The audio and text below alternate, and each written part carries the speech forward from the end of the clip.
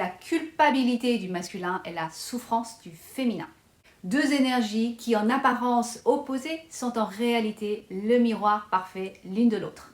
Une dynamique énergétique qui prend une importance cruciale au moment du réveil du masculin. Vraiment, ce masculin qui s'identifie, c'est vraiment la nature masculine, de s'identifier à ses actions. Et donc va développer, mais va ressentir une culpabilité énorme. Mais ce qui est important de comprendre là, encore une fois, c'est que le niveau de culpabilité du masculin, donc surtout au moment de son réveil, est directement proportionnel au niveau de souffrance vécue par le féminin, qu'elle en soit consciente ou pas. Lorsque le féminin s'attache à sa souffrance, se vit comme une victime, eh bien, cette énergie en miroir maintient le masculin dans la culpabilité, se percevant comme responsable et persécuteur de sa douleur. Et tant que le masculin s'identifie à ses actions, à ses erreurs, à sa faute, il continue d'alimenter la souffrance du féminin.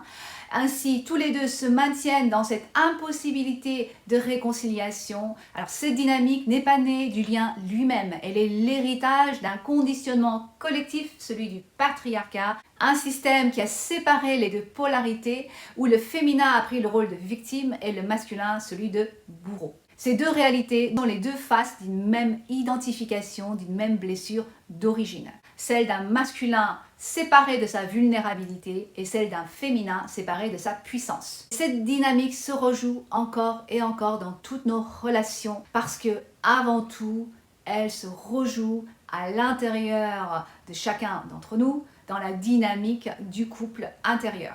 Nous portons tous en nous un bourreau et une victime. Face à l'activation des blessures et des mémoires, le féminin va glisser inconsciemment dans son rôle de victime. Elle va se sentir abandonnée, rejetée, trahie, victime d'injustice, etc. Elle a réellement l'impression de subir le lien, elle s'identifie à sa souffrance. Mais ce qu'elle ressent n'est pas forcément la réalité du lien. Ce n'est pas forcément que le masculin la rejette, l'abandonne, la trahit. Réellement, c'est seulement sa perception à travers ce filtre de victime et évidemment le filtre de toutes les blessures et toutes les mémoires. Ces émotions de victime, elles sont là pour lui révéler l'endroit où elle s'est séparée d'elle-même, où elle a abandonné sa propre puissance.